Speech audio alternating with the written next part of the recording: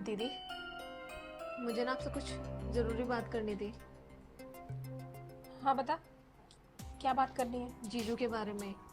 जीजू की नजरें ना मुझे कुछ ठीक नहीं लगती। क्यों? क्या हुआ? कुछ कहा उन्होंने तुझसे?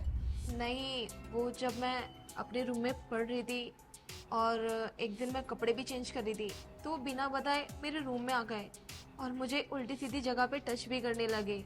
और मुझे उनका ये बिहेवियर बिल्कुल भी अच्छा नहीं लगा। मैंने सोचा कि मैं आपको ये सारी बातें बता दूं। मुझे पता है तू उन्हें पसंद नहीं करती ना, इसलिए मेरे कान भर रही है। देख, ज्यादा ना झूठ बोलने की जरूरत नहीं है। मैं जानती हूँ वो मुझसे बहुत प्यार करते हैं और वो किसी और लड़की की तरफ ना नजर उठा के भी नहीं देखते। और तुझे तो शर्म आनी चाहिए, तू गाँव में ना पढ़ाई भी नहीं कर पा रही थी, कोई कॉलेज तक नहीं था तेरा एडमिशन कराने के लिए। उन्होंने मुझसे फोर्स किया, बोला तेरी बहन यहाँ आ जाएगी तो पढ़ लेगी, एक अच्छी जॉब कर लेगी, तेरे माँ बाप की लाइफ बन जाएगी। इतने अच्छे कॉलेज में, इतने महंगे कॉलेज में एडमिशन कराया, कितना खर्चा लगा मालूम है तुझे? और ये हॉट हॉट कपड़े किसने दिए? उन्होंने दिए है ना, और तू उन्हीं की बुराई कर रही है। दीदी, क्या हो गया आपको? आपको मेरे पे भरोसा नहीं है? अरे आपकी छोटी बहन हूँ मैं, कैसी बातें करो? आपका दिमाग तो ठीक है? अरे मैं भला जीजू के ऊपर झूठा इल्जाम क्यों लगाऊंगी? उन्होंने मेरे साथ किया है ये सब कुछ, इसलिए मैं आपको बता रही हूँ। अब आप भी मेरी बातों पे भरोसा नहीं करोगे तो फिर मैं किसको जाके बताऊं कि मेरे साथ ये सब कुछ हो रहा है? अगर आपको मेरी बातों पे भरोसा नहीं है ना, तो आप एक काम करो, अभी जीजू को ना मैं थोड़ी देर में अपने रूम में बुलाऊंगी, फिर अपनी आंखों से देख लेना कि मैं सही हूँ या फिर जीजू। चल ठीक है, तू बुला। अगर वो तेरे रूम में गए ना और उन्होंने कुछ उल्टा सीधा किया तो उनकी खैर नहीं। और जो मैंने तुझे बोला ना, उसके बदले 10 जूते तू मुझे मार लियो, क्योंकि मैं ही गलत हूँ ना। मैंने उन पर अंधा विश्वास किया है, शायद हो सकता है इसी का वो फायदा उठा रहे हो। और अगर तू गलत हुई तो आज के आज ही ना ये घर छोड़ के गाँव चली जाएगी और वही जिंदगी जिएगी जो पहले जीती थी। दीदी, तुम्हें बोलने की भी जरूरत नहीं पड़ेगी, मैं आपको बिना बताए इस घर से चली जाऊंगी, आप दोनों को खुशी खुशी यहाँ छोड़ के। बस एक बार आप मेरी बात पे भरोसा करके देखो। ठीक है, तू जा अब। ठीक है दीदी। क्या ये सही कह रही है मेरी बहन? मेरा पति मुझे ही धोखा दे रहा है। न जाने कौन सच बोल रहा है और कौन झूठ।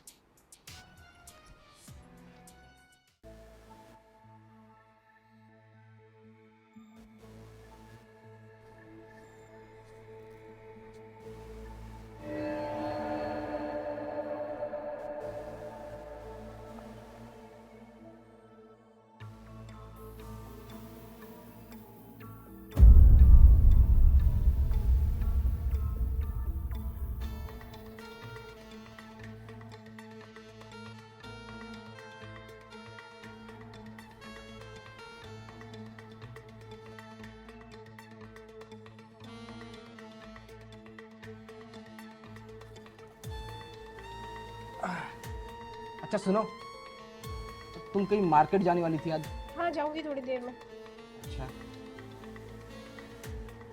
क्यों? अचानक तुमने कल कहा था ना कि मार्केट जाने वाली हो। लगता है तुम इस घर में मैं अच्छी नहीं लगती अब। अरे नहीं, बार कहीं ना कहीं भेजने का बहाना ढूंढ लेते हो। अरे नहीं नहीं, वो मैंने सोचा कि अगर तुम जाओगी तो मुझे मार्केट से कुछ सामान लाना था, तो इसलिए आते आते ले आना। मैं तुम्हें व्हाट्सएप पे भेज दूंगा। ठीक है, भेज देना, मैं भी थोड़ी देर में चली जाऊंगी। ठीक है। सुनो, मैं थोड़ा आता हूँ अंदर से, मेरा मोबाइल की बैटरी बहुत लो है, चार्ज भी कर लेता हूँ किसी से बात। नहीं नहीं, मैं लगा के आता हूँ ना, किसी से बात भी करनी है मुझे। ठीक है, जाओ। ठीक है।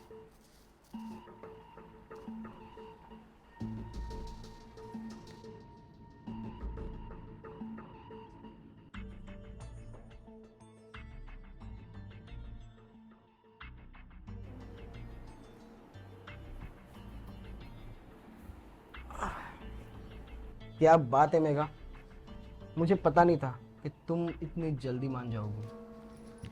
क्या करो जीजू, मानना तो पड़ता ही ना आपकी बात को।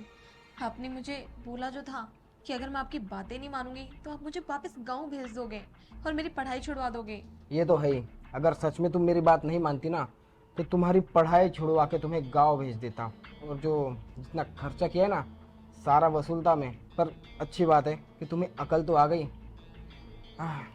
चलो, देर ही सही, पर कोई बात नहीं। जीजू, अगर दीदी को पता चल गया तो? अरे, उसे कैसे पता चलेगा? वो एक नंबर की बुद्धू है, बुद्धू। तुमको पता है ना कि उन पे कितना अंधा भरोसा करती है। अगर पूरी दुनिया भी कह दे ना कि तेरे जो गलत है, वो यकीन नहीं मानेगी, पता है। वो बात तो ठीक है, लेकिन जीजू आपको पता है ना मेरी दीदी आपसे कितना ज्यादा प्यार करती है।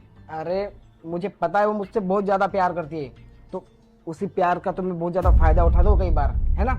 और मुझे पता है तुम भी अपनी दीदी को कुछ भी नहीं बताओगी। अगर तुमने बता दिया तो चलो तुम्हारी पढ़ाई तो छूटेगी ही छूटेगी, ऊपर से तुम्हारी दीदी को डिवोर्स दे दूंगा, फिर समाज में कितना नाम खराब होगा उसका, है ना। और सच बात कहूँ, जब मैं तुम्हारी दीदी को देखने आया था ना, तब मेरी नज़र तुम पे पड़ गई थी। पर क्या करता, तुम उस टाइम बच्ची थी और अब देखो जवान हो गई हो। फिगर क्या मेंटेन कर रखा है तुमने अपने आप को, है ना। इसलिए तो बेबी मैं तुम पे इतना खर्चा करता हूँ, तुम्हारे कपड़े, तुम्हारी पढ़ाई, और ये जो हॉट हॉट ड्रेस तुमको दिलवाई है ना, ये सिर्फ मेरे लिए दिलवाई है, ताकि मेरे अलावा तुम्हें इस ड्रेस में कोई ना देखे, है ना। जीजू अगर मुझे ये सब बातें पहले से पता होती ना कि आप मेरे ऊपर इतना सब खर्चा इसलिए करते हो कि आपको मेरे से ये सब नीड्स पूरी करनी है अपनी, तो शायद मैं आपके खर्चे कभी नहीं होने देती। आपका पैसा आप अपने पास ही रखते। देखो अब ये फालतू की बकवास बातें करके ना मेरा मूड खराब मत करो, है ना। और वैसे भी तुम मान तो गई हो ना, क्योंकि मैं कभी किसी पे ज़बरदस्ती नहीं करना चाहता, है ना। अगर मैंने तुम्हारे लिए इतना सब कुछ किया है तो बदले में मुझे भी कुछ मिलना चाहिए। लेकिन जीजू दीदी। अरे बस करो, क्या बार बार दीदी दीदी दीदी लगा रखा है तुमने, हाँ। अब इस टाइम पे तुमको दीदी याद आ रही है। लेकिन दीदी तो घर में ही है ना, और वो एकदम से आ गई तो। अरे वो नहीं आएगी, मुझे पता है कुछ काम कर रही है, उसको ज़्यादा से ज़्यादा 5 से 10 मिनट लगेगा, तब तक 5-10 मिनट में ना मैं अपना काम आराम से कर सकता हूँ, है ना। टेंशन मत लो, आ जाओ। विशाल, अरे रिया तुम ये तुम क्या कर रहे थे? वो कुछ नहीं, मैं तो मेघा को पूछ रहा था कि बेटा पढ़ाई कैसी चल रही है, कोई दिक्कत तो नहीं है, पैसे वैसे तो नहीं चाहिए ना। जीजू बस बहुत हो गया, कितना झूठ बोलोगे आप। दीदी झूठ बोल रहे हैं, मैंने आपको बताया था ना कि ये मेरे साथ क्या करने की कोशिश कर रहे थे, देख लिया आपने अपनी आंखों से। पता है मुझे, इसने मुझे पहले ही बता दिया था। तुम्हें क्या लग रहा है कि मैंने कुछ सुना नहीं है? इसने ना कॉल रिकॉर्डिंग ऑन करके बाहर फोन रख दिया था।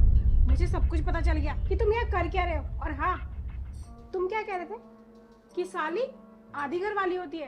साली ना छोटी बहन भी हो सकती है, लेकिन तुम जैसा दरिंदा ना ये सब नहीं सोच सकता।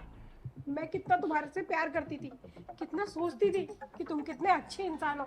मेरे माँ बाप इसे पढ़ा नहीं पाते, मेरे गांव में कोई कॉलेज नहीं है, इसलिए तुम इसके बारे में इतना सोचते हो। तुम इसलिए इसको शहर में लेके आए, अच्छे अच्छे कपड़े दिलाते हो ताकि इसको बुरा फील ना हो कॉलेज जाते टाइम, और ये हमारे साथ अच्छे से रह सके, अपनी एजुकेशन अच्छे से कर सके। लेकिन तुम इतने नीच हो, मुझे पता नहीं था तुम्हारी इतनी गंदी नजरें इसके ऊपर। रिया देखो, अब ऐसे बोल के मुझे शर्मिंदा मत करो। हाँ मानता हूँ थोड़ा सा बहक गया था, पर वादा करता हूँ अगली बार ना मैं ऐसा कभी नहीं करूंगा। अरे इवन मैं इसको ना अपनी छोटी बहन मारूंगा, ठीक है।